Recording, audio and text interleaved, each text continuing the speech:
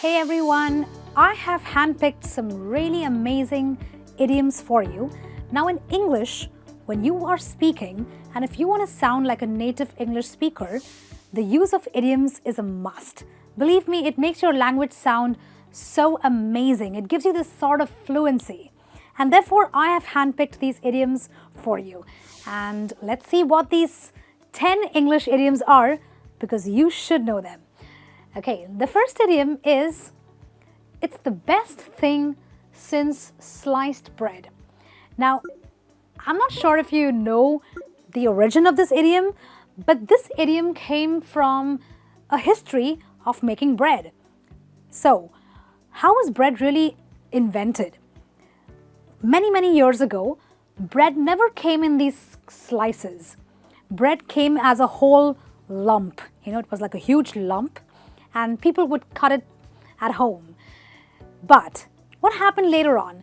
There was this amazing machine which was invented that actually sliced bread without causing it to have crumbs. They were these neat slices.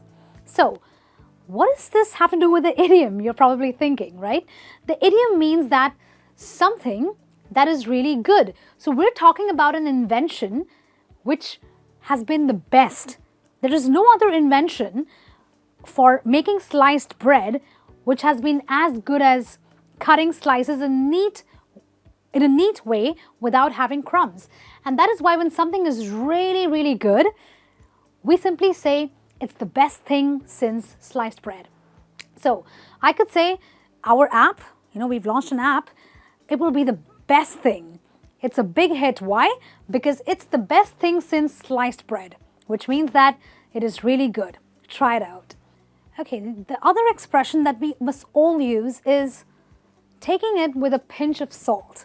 Now, I know that we all put salt in our food, but we only put a pinch, right? Which means we only put a little bit of it. We don't put a lot of it because that will spoil our taste. So in life, when people tell us some things, we have to also take it with a pinch of salt, which means we should not take it very seriously, especially criticism, right? Because if we do not take it with a pinch of salt, we'll end up feeling very offended, okay? So take things a little bit. Take a bit of criticism, but don't get too serious about it.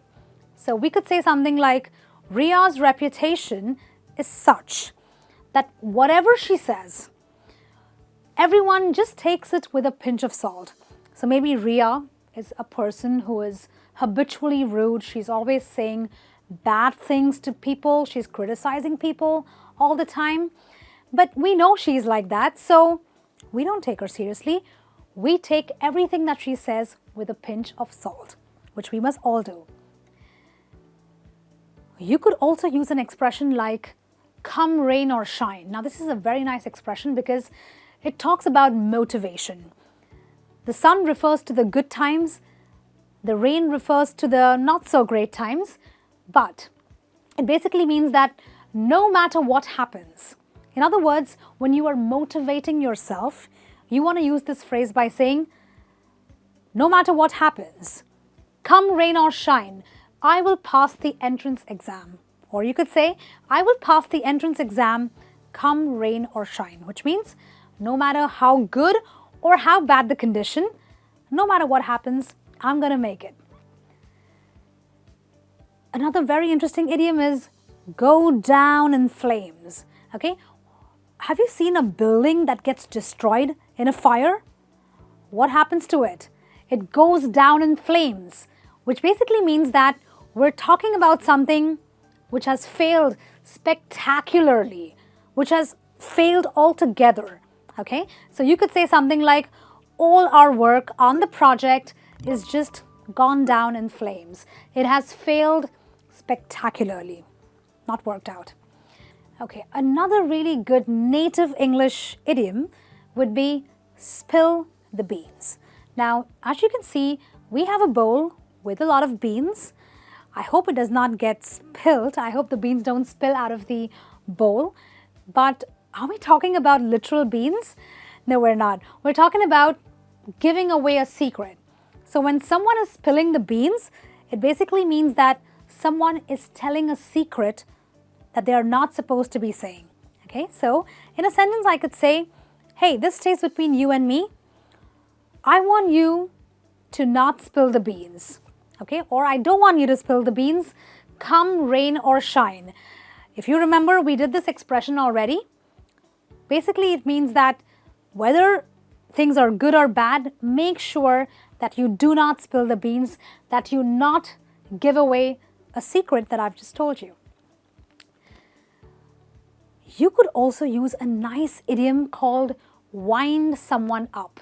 Now, I'm pretty sure that looking at this expression, this caricature over here, this girl does not look really happy, right? She's got a grumpy look. Look closely, right? So what does that mean? I want you to guess. She's not happy. So when you're winding someone up, what does it mean? It means that you are annoying someone. You're making someone look like this. Don't do that. Why are you doing that? Because you're annoying someone by asking unnecessary questions, okay? So when you keep asking people questions that you should not be asking, you annoy someone, which means you are winding someone up. So I could say, he keeps complaining and it really winds me up, right? I mean, there are some people who go on and on and on and on about their problems, and that can wind you up. Okay, another really good expression, this is pretty common. It says, once in a blue moon. Now, this is a phenomenon. A blue moon is actually a real scientific phenomenon which occurs very, very rarely. I don't know how many times in a year, or maybe once in many years, I'm not so sure. My science is not so great, but it basically means that if something appears not so frequently, it means that it happens rarely. So when something is happening once in the blue moon, it happens very, very, very rarely. Okay, so I could say, at least remember to call me once in the blue moon. You never call me. Can you not call me like once in a month? Once in 6 months? Once in a blue moon? Use this expression because it's a really nice expression. We have another expression which says, through thick and thin. Now, I really like the caricature because if you notice, there is a nice grumpy expression which kind of turns into a smile. It kind of transitions into a smile. What does that mean? It means that you have thick times, sad times, and then you've got good times too. So, through thick and thin means people who are going to stay with you, who are going to be together with you in good times and especially in bad times. There are many people who will stick with you in the good times, but in the bad times, not so sure, right? So, you could say something like, I can trust my brother blindly. Why?